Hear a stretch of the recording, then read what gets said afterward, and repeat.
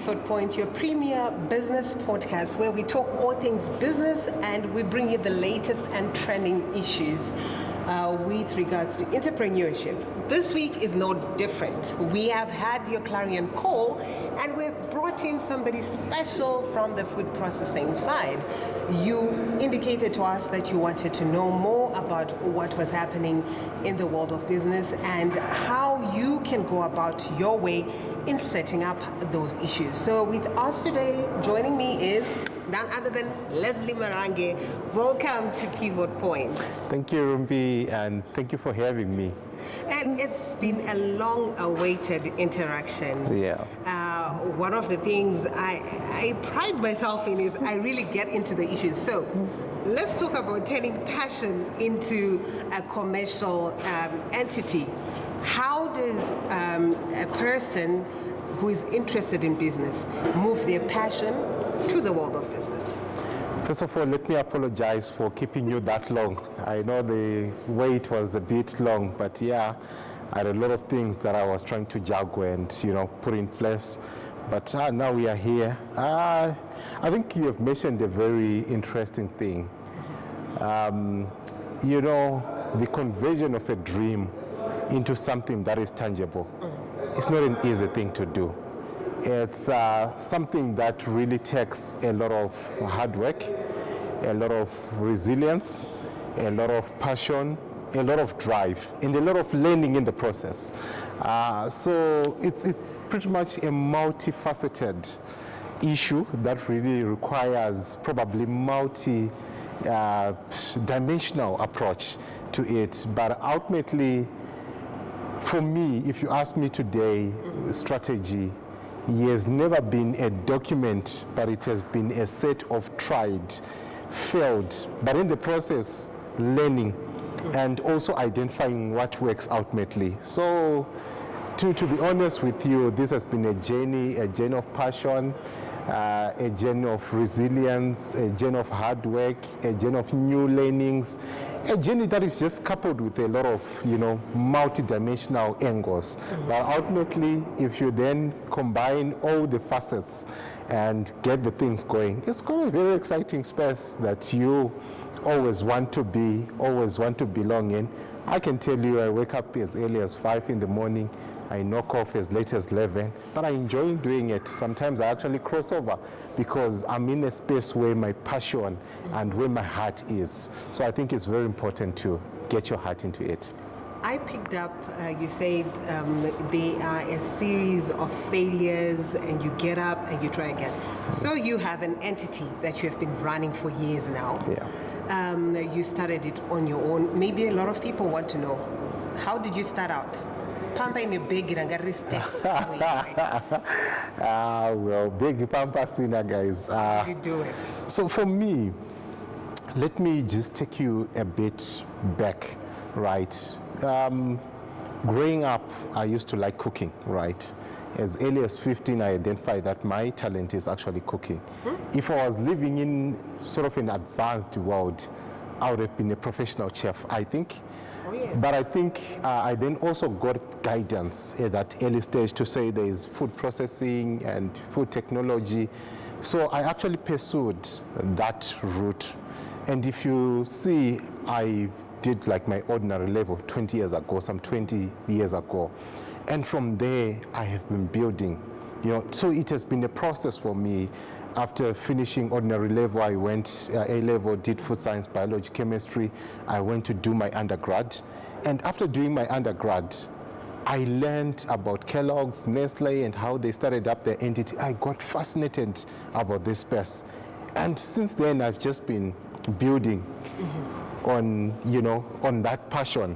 So it's not something that I just started yesterday, but it's something that I've been dreaming, contemplating about, working towards.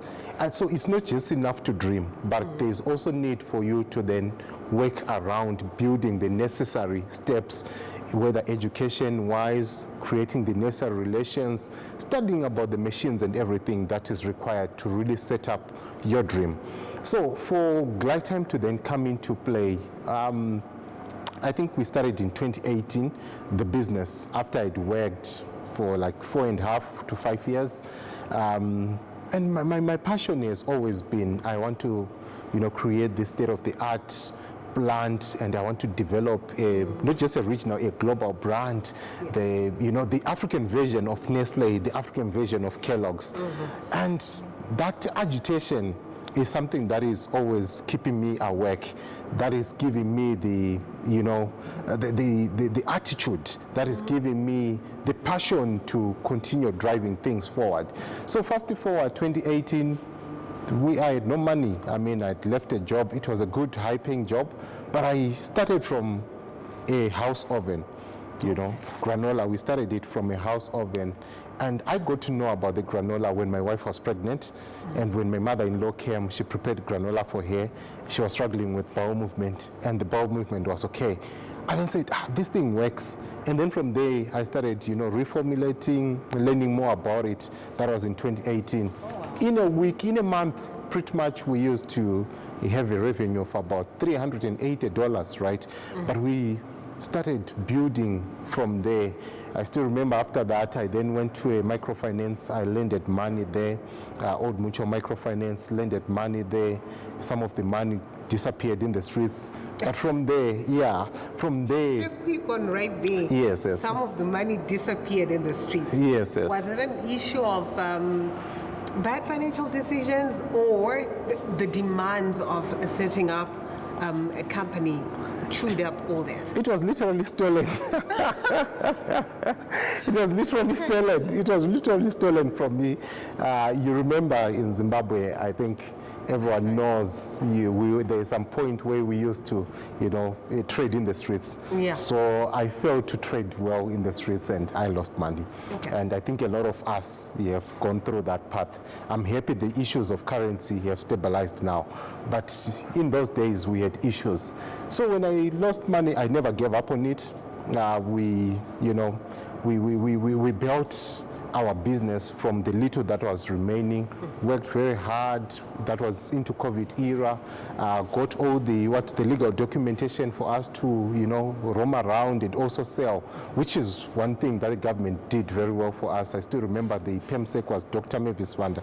She considered us as young people, so we also participated during the COVID era. We had exemptions and things like that.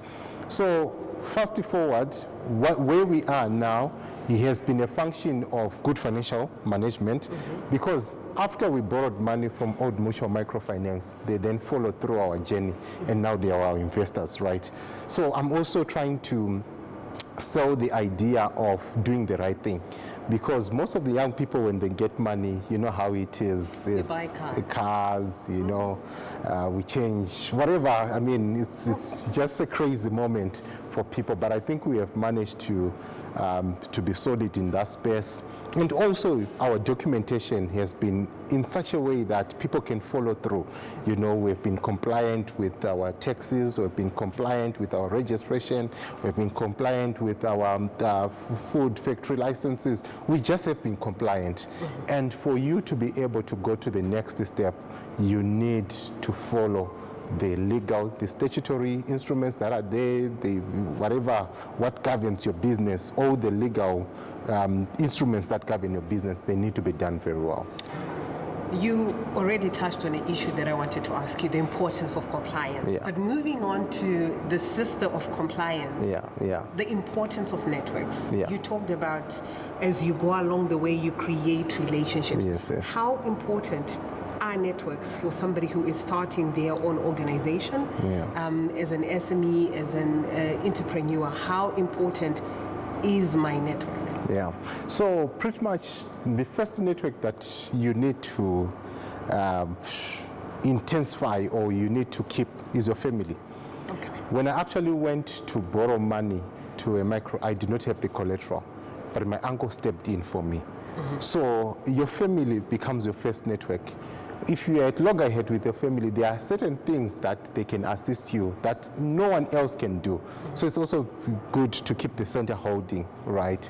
I think that's another thing. And also, you have different stakeholders in your business, your regulators, your customers, your shareholders. You also need to have good relations with them, because decisions are made by people.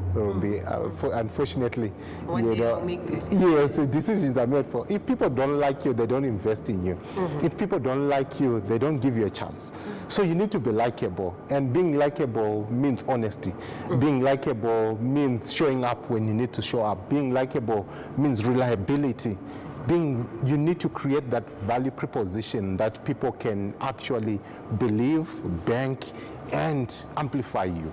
So I think it's very important to do that. Your network, home, you go to society, church, you can't make it outside your society. That's one thing that I've learned. You can't make it outside your family. If everyone in your family is bad, like we say, it doesn't work, because you need them, the psychosocial support. You know, business is just something else. You need everyone to really rally behind you. Not everyone, but obviously the greater part of your ecosystem to rally behind you. You talk of family, and I see a lot of passion. I see even the inspiration of how you started is family-based. Yeah. How important is it for me? Because I've asked a question around getting the family rubbed into the business.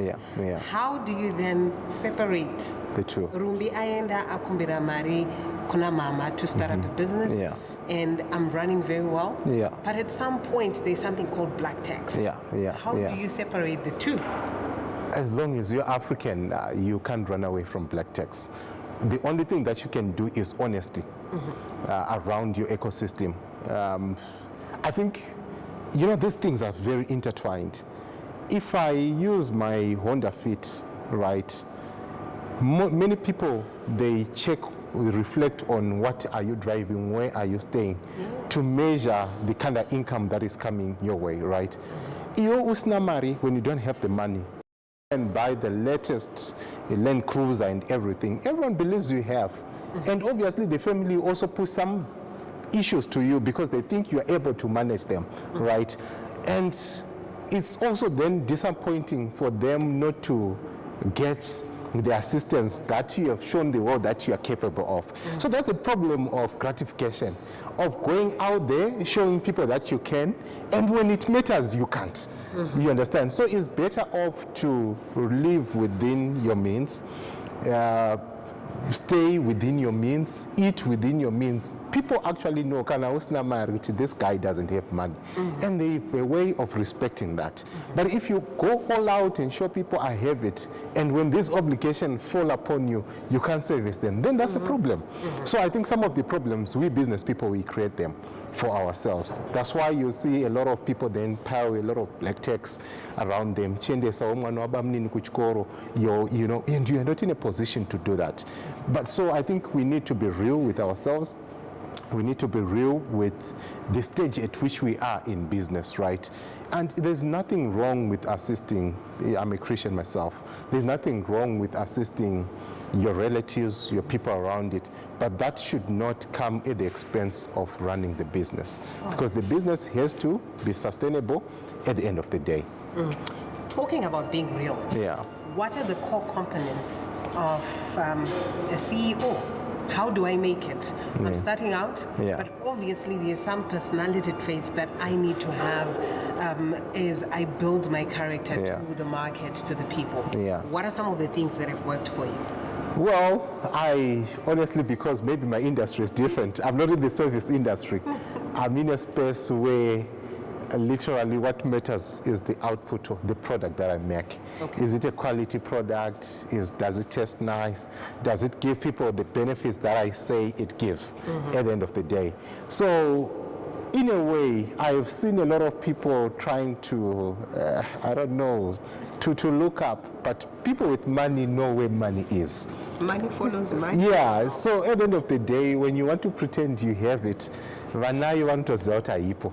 You understand? You can't buy yourself through that. Let me tell you, the people that managed to nurture me in this space, one of the guys is Regis Saruchera, the owner of Grand Thornton, right? When I approached him, and when I was looking for someone to guide me through business, the first thing that he looked at was the family. How is my family structured? Where are my siblings? Where are my parents? What have we done so far for our parents? Where do I stay? And he also literally accompanied me to the car park to see the kind of car that I was driving. And I was just losing a Honda Fit. And then he said to me, unobatsirika. Wow. It means you are a young man who is ready to learn and grow. Why? Because you are not measuring what the minor. You are focused on the real thing. So this thing of keeping up appearance for me, I don't think it works, you know. Opened my eyes to something I literally had no idea people would be doing. I've seen people accompany me to the parking lot, but I had no idea what's the not because they actually understand there is a certain age and certain expectations. You know, he actually told me to say, I expect you to be at this level if you run this business well. These are things that these guys know because they have walked the path. So I've been privileged to actually even talk to people like Shingai Mtasa, you know, Philip Mataranyika, and all the, you know, and if you ask yourself, who knows Shingai Mtasa's car? Nobody. Who knows Regisa Ruchera's car? Nobody. Who knows Philip Mataranyika's car? Because those things, they don't matter. They are not issues that really matter. But these guys have created ecosystem, they've taken care of their family, they've taken care of their ecosystem. It's just a different world. So at the end of the day, things that we amplify and things that we want to do to show the world that we are there, real money knows where real money is. That's the honest truth.